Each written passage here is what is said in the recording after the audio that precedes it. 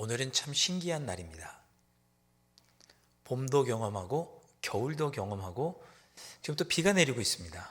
네, 오늘은 사계절이 다 있는 아주 참 독특한 그런 날이 아닌가 생각합니다.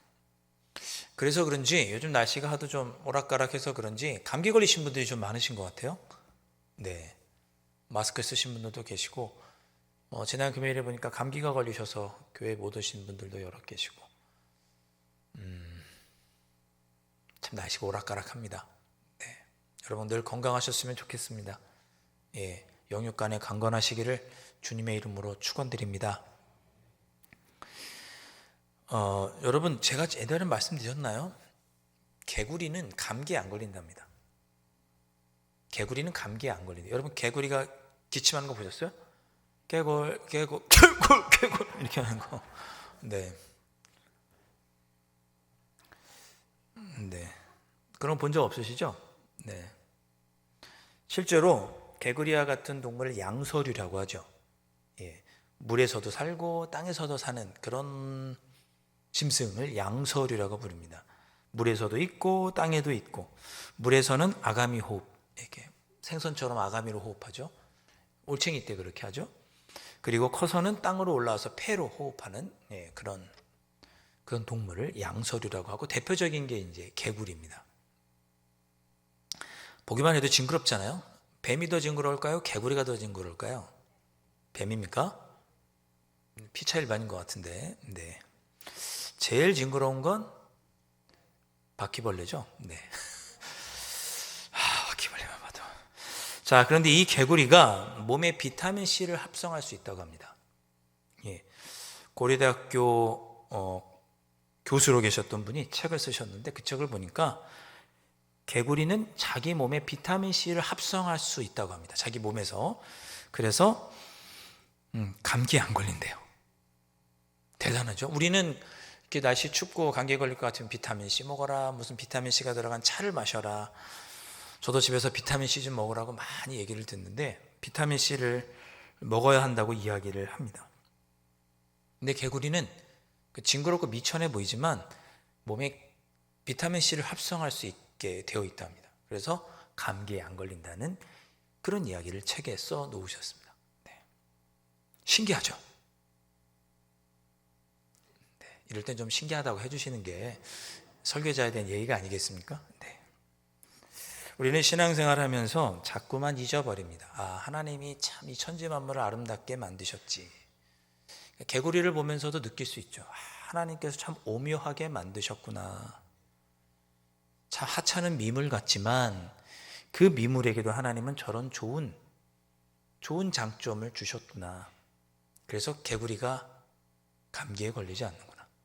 하나님은 참 천지 만물을 창조하신 신비한 분이시구나. 그런 걸 우리가 개구리를 통해서도 볼 수가 있습니다.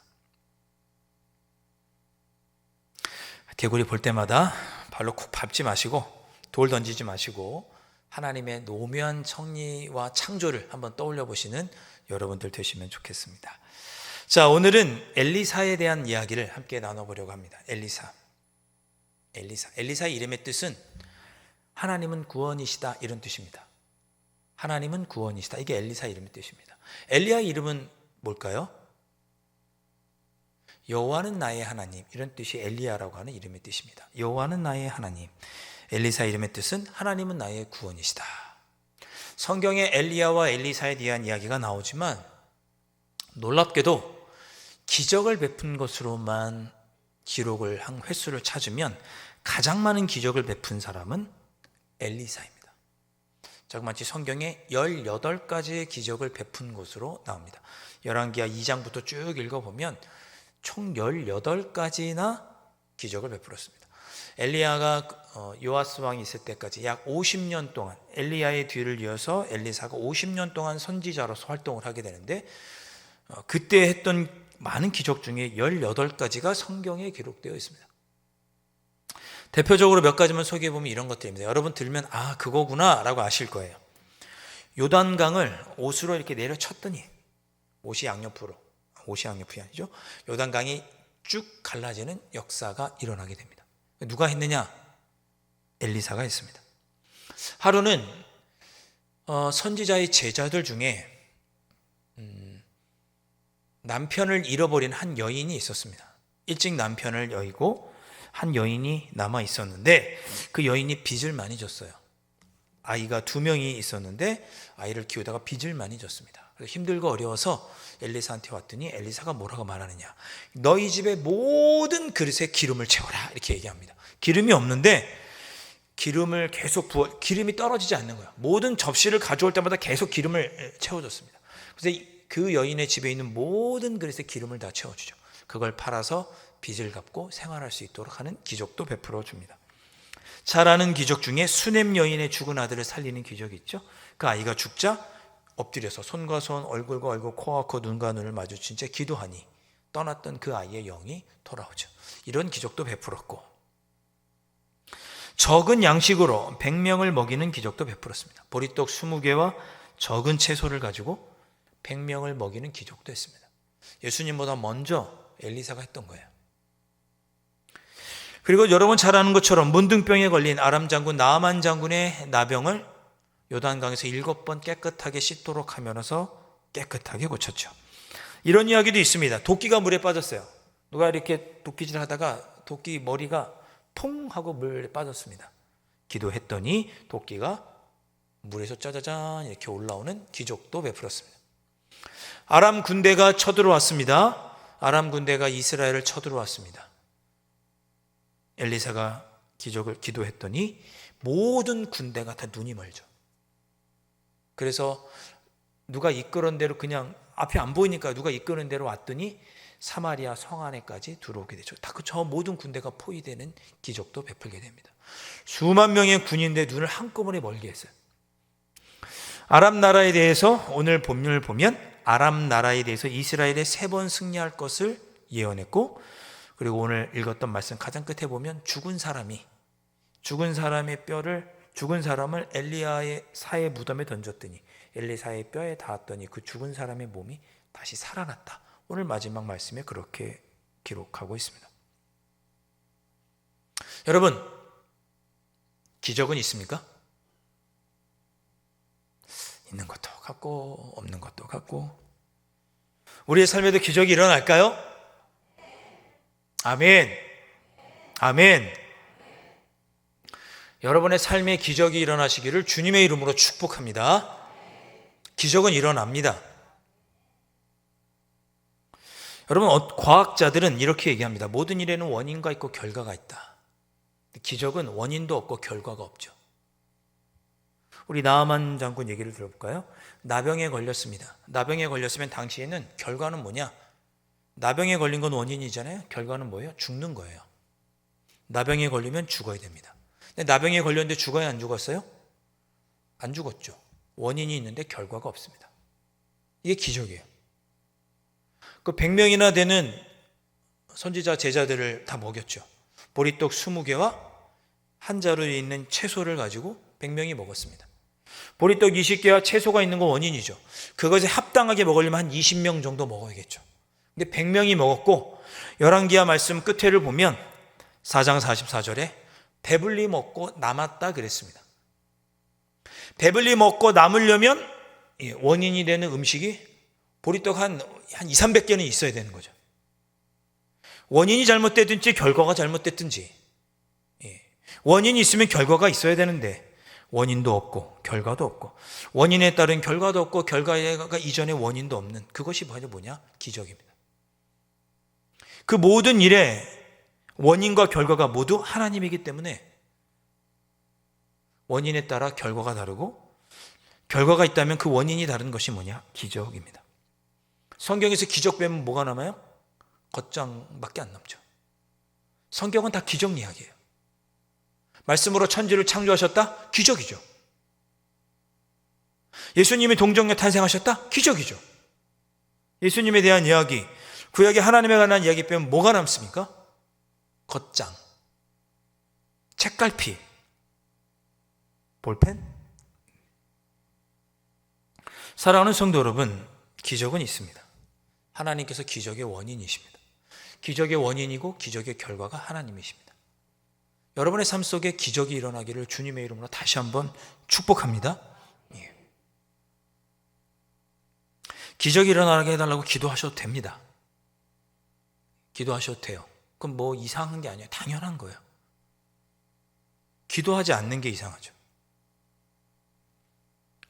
오늘 본문에 나오는 기적도 원인과 결과가 모두 하나님입니다. 심지어 오늘 우리가 읽었던 말씀은 미래에 일어날 일에 대한 기적이죠. 보십시오. 엘리사가 죽을 병에 걸렸습니다. 그래서 요아스 왕, 북이스라엘의 요아스 왕, 남유다의 요아스 왕 말고 북이스라엘의 요아스 왕이 문병을 왔습니다. 엘리사가 50년 동안 나사를 다스려 50년 동안 나라의 말씀을 전할 동안에는 나라가 평안했거든요. 아람 군대가 쳐들어와도 엘리사가 다 막아줬습니다. 그런 엘리사 선지자가 병이 들었으니 아마도 노환이었겠죠. 50년 동안 나라를 함께 섬겼으니 나이가 꽤 들었을 것입니다. 노환이 들어서 죽게 되었는데 그 요아스 왕이 너무나 슬펐어요. 이제 엘리사 선지자 없으면 어떡하지 하는 마음에 엘리사를 찾아갔습니다. 엘리사가 자기를 방문한 요아스 왕을 보면서 욕을 합니다. 활과 화살을 좀 가지고 오십시오. 왕이시여, 활과 화살을 좀 가지고 오십시오. 그랬더니 요아스 왕이 활과 화살을 가지고 왔습니다. 그랬더니 엘리사가 왕에게 말합니다. 왕이시여, 활을 잡으십시오. 그랬더니 활을 이렇게 딱 잡았습니다. 그랬더니 그 손에 엘리사가 자기의 손을 이렇게 포갭니다. 그리고는 왕에게 말하죠. 동쪽 창을 향하여 화살을 쏘십시오. 화살을 쏘았습니다. 한 손은 이렇게 잡고 한 손은 쏘았겠죠. 근데 이 손을 이제 엘리사가 잡고 있었겠죠.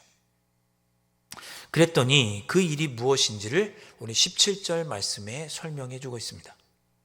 이르되 동쪽 창을 여소서 하여 곧 열매 엘리사가 이르되 쏘소서 하는지라 곧 쏘매 엘리사가 이르되 이는 여호와를 위한 구원의 화살 곧 아람에 대한 구원의 화살이니 왕이 아람 사람을 멸절하도록 아벡에서 치리이다 하니라. 아멘.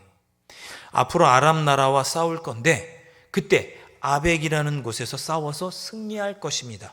미래의 일을 약속해 준 거예요. 우리가 기적이 오늘 우리의 삶 속에 일어나기를 원합니다. 이렇게 미래의 일이 우리의 삶 속에 일어날 수 있기를 주님의 이름으로 축원합니다.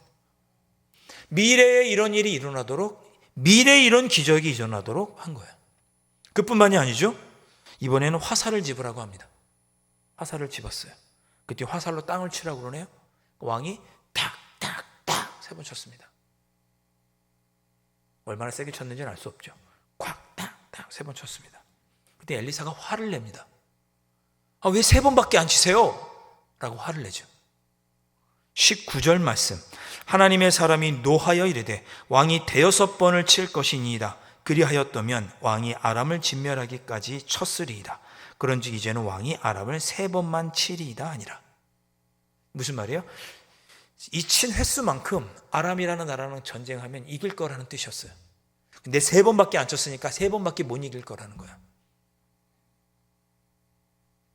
여러분은 몇 번 정도 치실래요 오늘? 화살이 있다고 치면? 부러질 때까지? 부러질 때까지 쳐야죠. 예. 기적은 일어납니다. 우리의 삶에, 우리의 미래에 하나님께서 약속하신 기적은 일어납니다. 그 기적을 몸소 실천하며 살았던 선지자가 엘리사입니다. 우리의 삶의 모든 문제의 원인과 결과 되시는 그 하나님께서 우리의 삶에 기적을 이루어 주실 줄로 믿습니다. 그러니 오늘 화살을 손에 들었다 생각하시고 때리세요. 할 수 있다 하시니는 주 하나님. 함께 찬양하겠습니다. 할 수 있다 하시니.